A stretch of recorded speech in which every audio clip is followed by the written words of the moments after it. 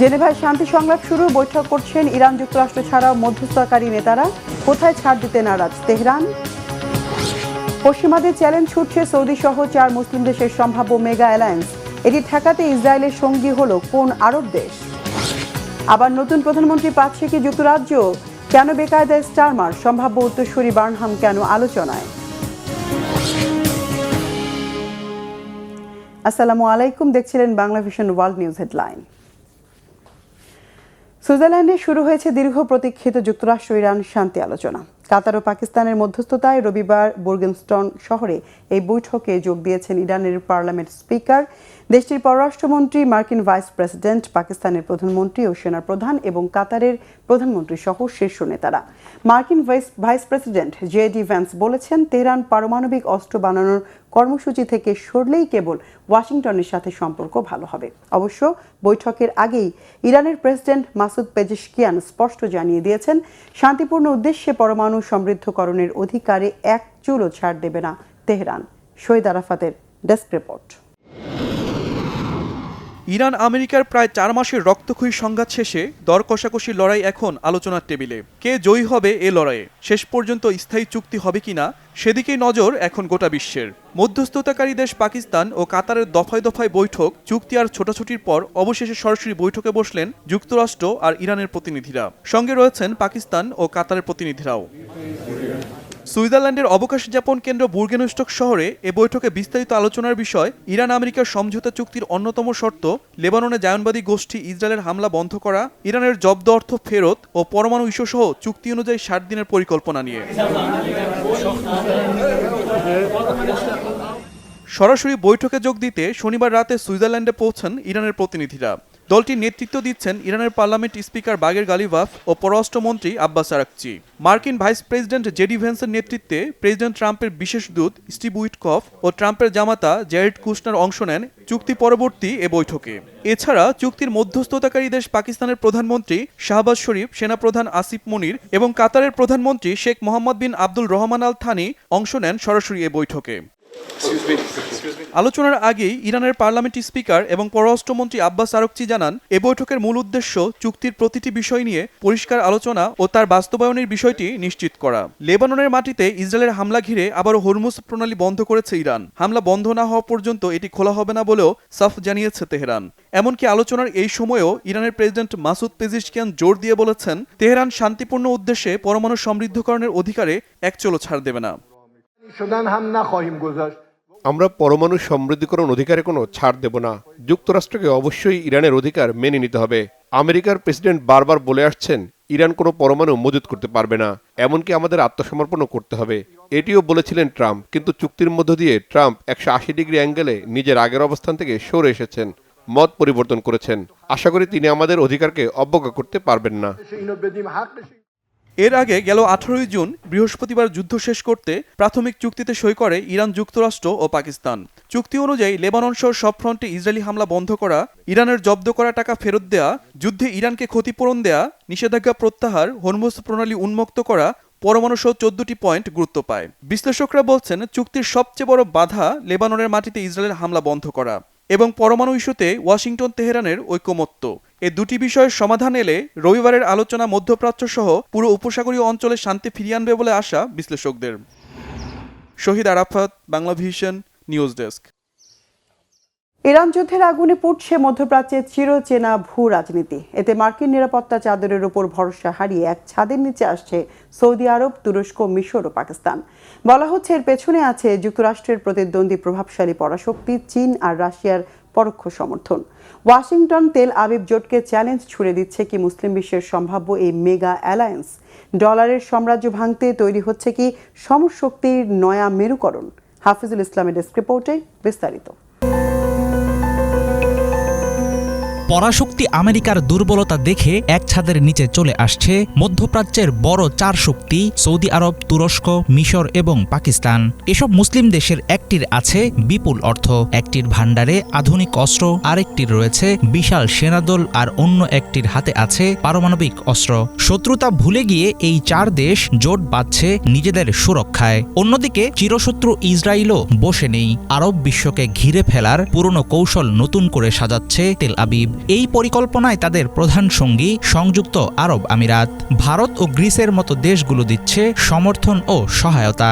নৌপথের নিয়ন্ত্রণ ও বাণিজ্যের রাস্তা দখলে রাখাই এই জোটের মূল লক্ষ্য।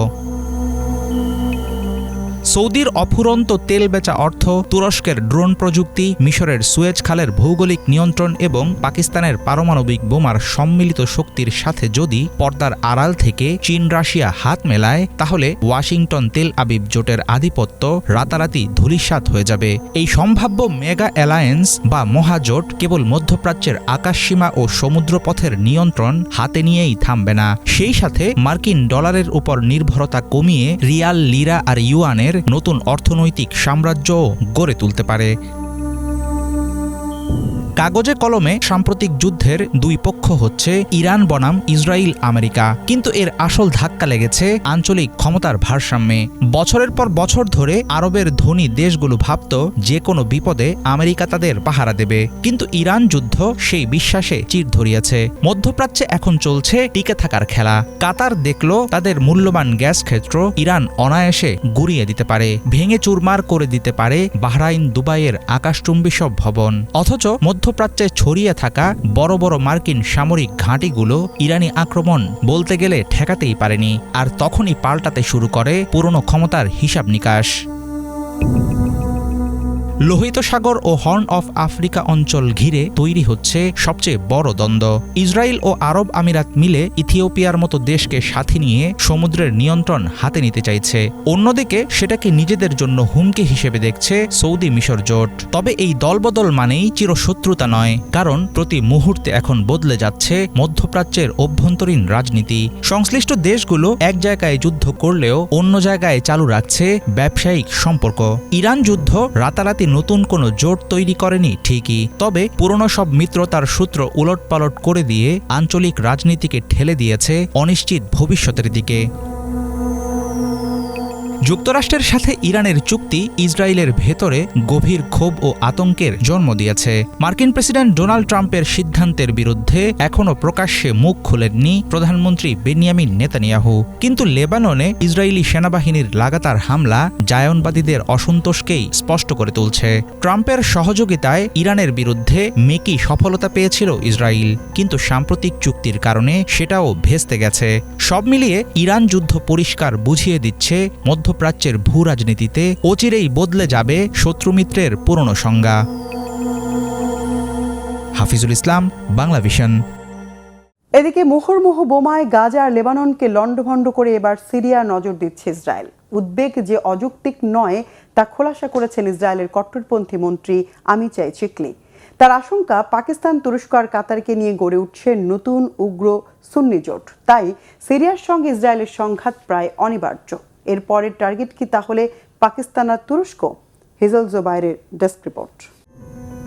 মধ্যপ্রাচ্যে নতুন সংঘাতের পূর্বাভাস দিয়ে উত্তেজক মন্তব্য করেছেন ইসরায়েলের প্রধানমন্ত্রী বেনিয়ামিন নেতানিয়াহুর দল লিকুদ পার্টির কট্টরপন্থী নেতা ও দেশটির ডায়াসপোরা অ্যাফেয়ার্স বিষয়ক মন্ত্রী আমিচাই চিকলি।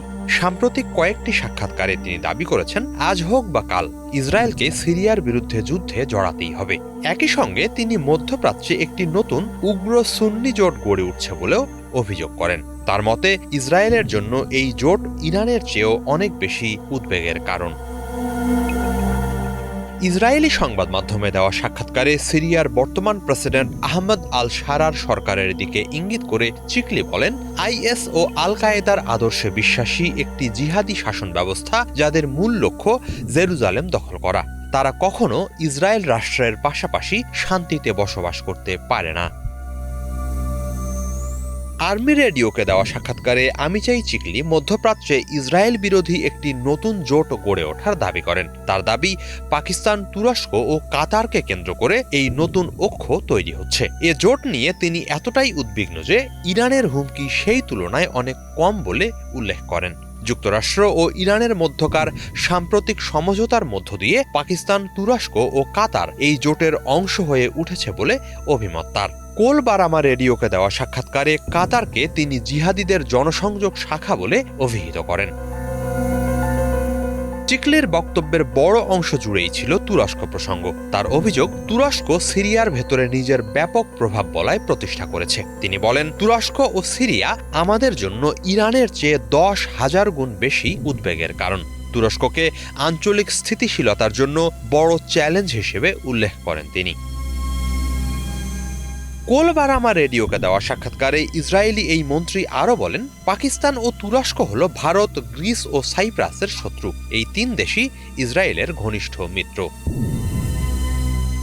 এমন এক সময় এসব মন্তব্য এলো যখন তুরস্ক ও ইসরায়েলের মধ্যে কূটনৈতিক উত্তেজনা ক্রমেই বাড়ছে। সম্প্রতি তুরস্কের president Recep Tayyip Erdogan Syria ও লেবাননে ইসরায়েলের সামরিক তৎপরতাকে আঞ্চলিক নিরাপত্তার জন্য গুরুতর হুমকি হিসেবে বর্ণনা করেছেন। তিনি বলেন, ইসরায়েলকে থামানো এখন বিশ্ব মানবতার দায়িত্ব। শুধু চিকলেই নন, সাম্প্রতিক সময়ে ইসরায়েলের আরও কয়েকজন রাজনীতিক তুরস্ককে সম্ভাব্য প্রতিদ্বন্দ্বী বা শত্রু রাষ্ট্র হিসেবে উল্লেখ করেছেন। নেতানিয়াহুর লিকুদ পার্টির আইন প্রণেতা আরিয়েল কেলনার তুরস্ককে সরাসরি শত্রু রাষ্ট্র আখ্যা দিয়েছেন। একই ধরনের মন্তব্য করেছেন দেশটির সংস্কৃতি ও ক্রীড়া মন্ত্রী মিকি জোহর এবং সাবেক প্রতিমন্ত্রী নাফতালি বেনেটও। বেনেটের মতে তুরস্কই নতুন ইরান। এদিকে গাজা, ইরান, লেবানন মিলিয়ে 2.5 বছরের যুদ্ধ ও সংঘাতের পর ইসরায়েল শান্ত সময়ের মুখ দেখবে কিনা এমন প্রশ্নের জবাবে চিকলি পূর্বাভাস দিয়ে বলেন, কিছুদিন পরিবেশ শান্ত থাকলেও তা দীর্ঘস্থায়ী হবে না। তার এই মন্তব্য মধ্যপ্রাচ্যে নতুন সংঘাতের আশঙ্কাকে আরও উস্কে দিয়েছে। হিজল জোবায়ের, বাংলা ভিশন। যুদ্ধের ধকল কাটে ইরানকে হাতছানি দিচ্ছে আবারও বড় পরিসরে জ্বালানি রপ্তানির সুযোগ। এতে বছরে আয় হতে পারে $6,000 কোটি বেশি।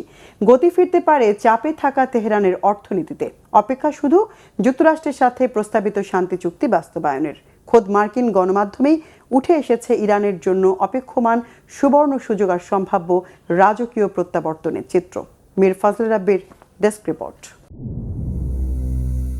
হামলা, নিষেধাজ্ঞা আর অবরোধের বেড়াজালে ইরানকে কোণঠাসা করতে চেয়েছিলেন মার্কিন প্রেসিডেন্ট ডোনাল্ড ট্রাম্প। কিন্তু তেহরানের পারমাণবিক স্বপ্নকে ধূলিসাৎ করতে গিয়ে যুক্তরাষ্ট্র আজ এমন এক মোড়ে দাঁড়িয়েছে যেখানে তাদের নিজেদের দেওয়া ছাড়ই ইরানের ঝিমিয়ে পড়া অর্থনীতিতে নতুন বসন্তের হাওয়া এনে দিচ্ছে।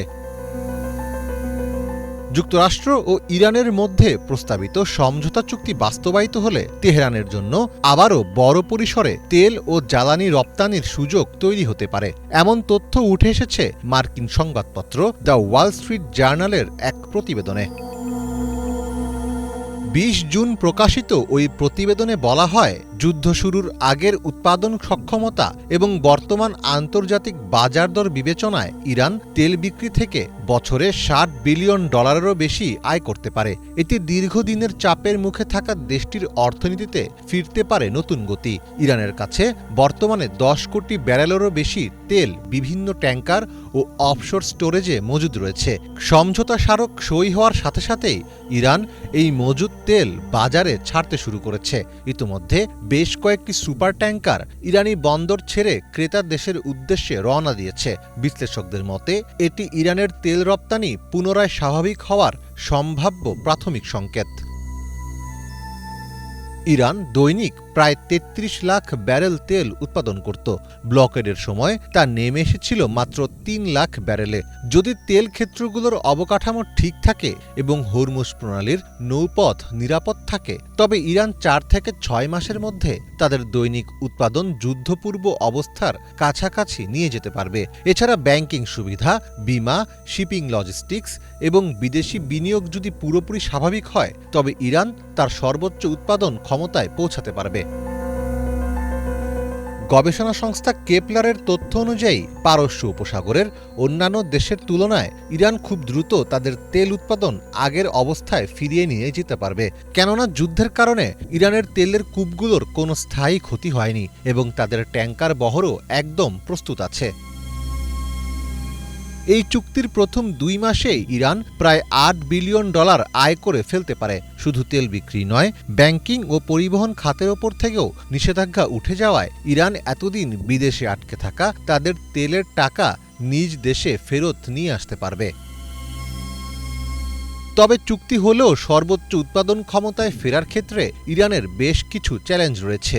দীর্ঘদিন ধরে মার্কিন নিষেধাজ্ঞা থাকার কারণে ইরানের তেল ক্ষেত্রগুলোতে আধুনিক প্রযুক্তি ব্যবহার করা হয়নি পর্যাপ্ত রক্ষণাবেক্ষণ। ফলে অনেক পুরনো তেলকূপ সচল করতে লাগবে লম্বা সময়। এছাড়া এই চুক্তিটি একটি অন্তর্বর্তীকালীন আলোচনার ফ্রেমওয়ার্কের ওপর ভিত্তি করে দাঁড়িয়ে আছে। যদি কোনো কারণে আলোচনা ভেঙে যায় তবে আবার নিষেধাজ্ঞা ফিরে আসতে পারে।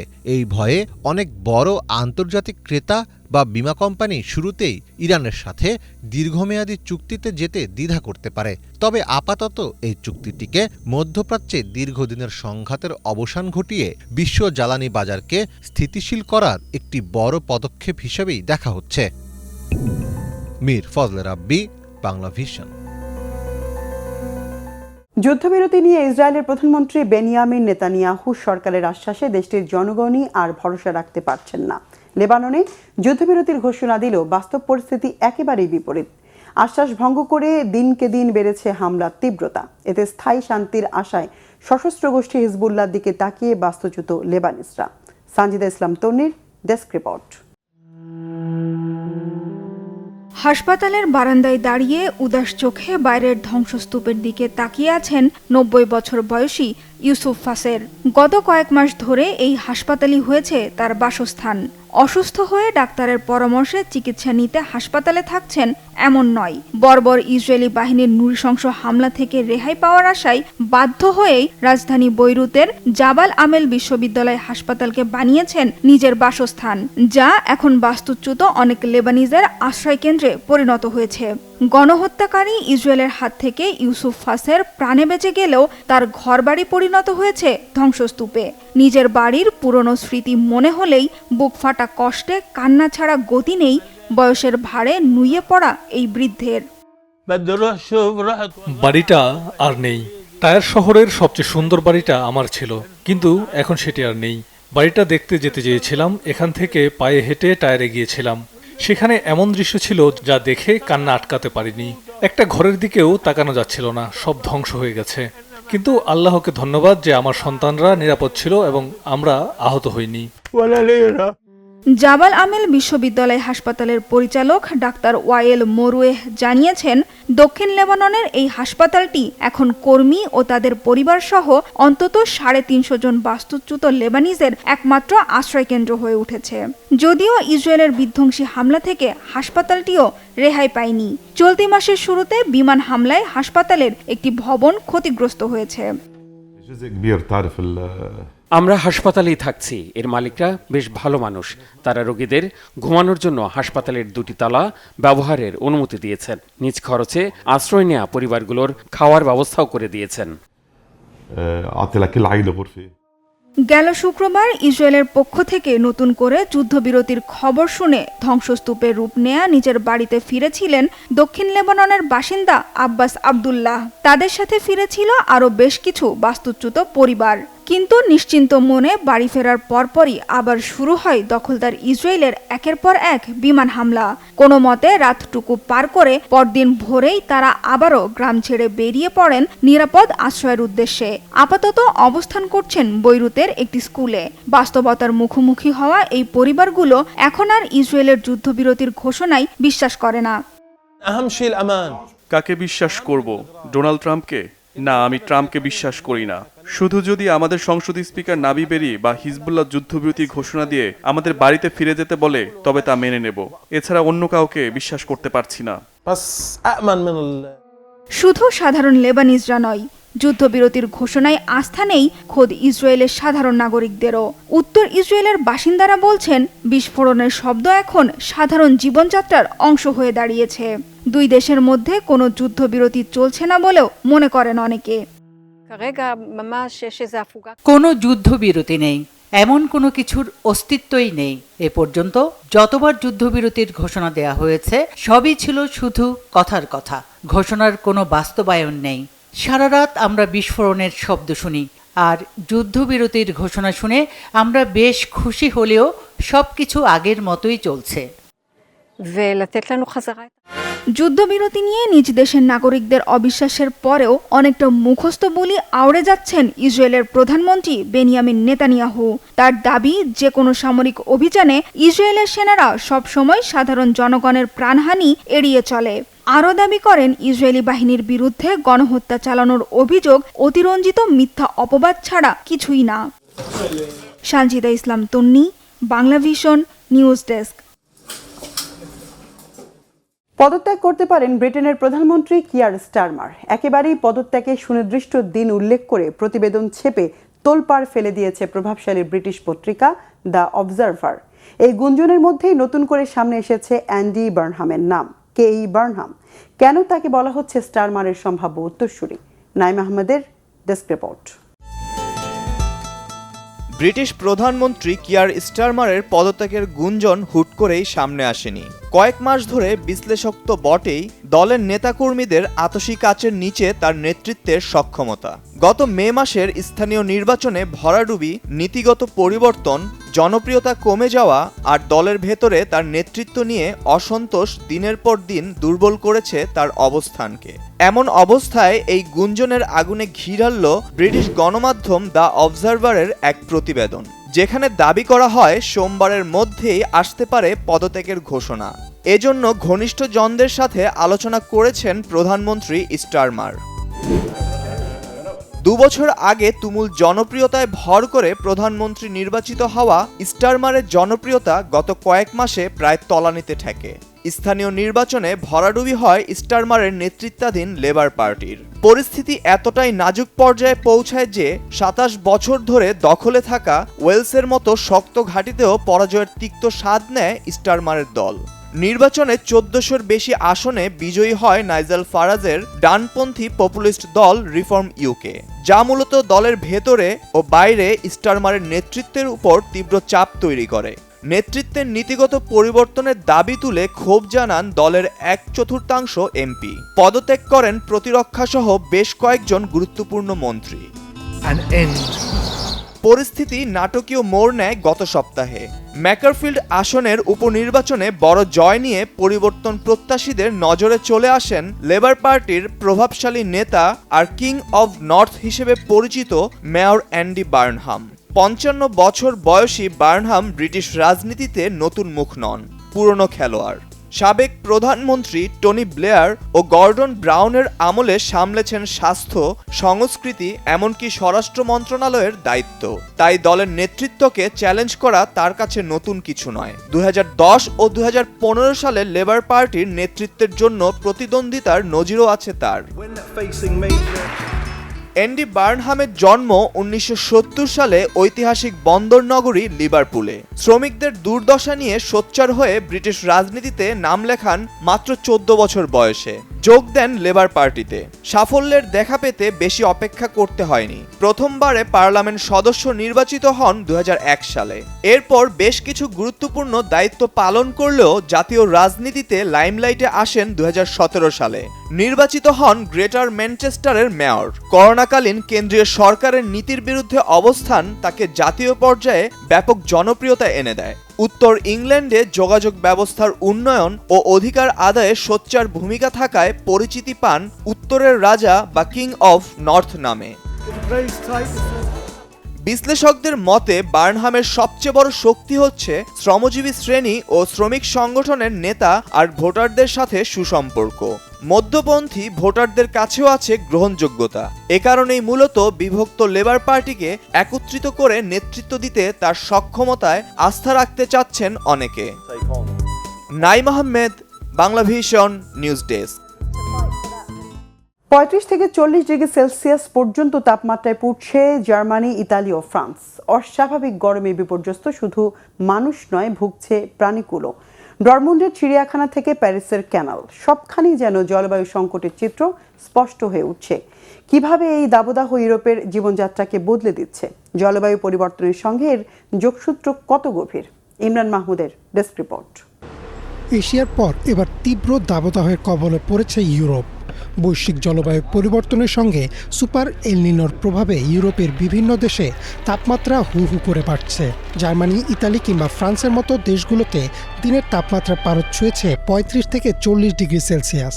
তীব্র এই গরমে হাঁসফাঁস করছে মানুষ থেকে শুরু করে চিড়িয়াখানার পশু পাখিরাও। চেনা গ্রীষ্মের আনন্দ এখন রূপ নিয়েছে এক চরম ক্লান্তির জীবনযুদ্ধে। জার্মানির এক চিড়িয়াখানায় এখন তাপমাত্রা ৩৫ ডিগ্রি সেলসিয়াসের কাছাকাছি। তীব্র গরমে সেখানকার ৪ বছর বয়সী ওরাংওটান ক্লিও বোতল থেকে ঢকঢক করে পানি খাচ্ছে। চিড়িয়াখানার কর্মীরা জলহস্তিদের জন্য ২৪ ঘন্টা কাদার জলাশয় তৈরি করে রাখছেন, কারণ জলহস্তিরা ঘামতে পারে না এবং কাদার প্রলেপই তাদের শরীরের তাপমাত্রা নিয়ন্ত্রণে সাহায্য করে। সেখানকার সেরিয়েমা নামের পাখিরা আবার কড়া রোদের মধ্যে ডানা মেলে ধুলোবালি মেখে শুয়ে থাকে। পরিস্থিতি এমন যে দর্শনার্থীরা যাতে তাদের মরে গেছে ভেবে ভুল না করেন, সেজন্য চিড়িয়াখানা কর্তৃপক্ষকে সাইনবোর্ড ঝুলিয়ে দিতে হয়েছে যে আমরা মরে যাইনি, রোদ পোহাচ্ছি। জার্মানির মানুষও গরমে অতিষ্ঠ। মিউনিখের ইসার নদীতে সকাল সকাল মানুষ ভিড় করছেন গা ভেজাতে।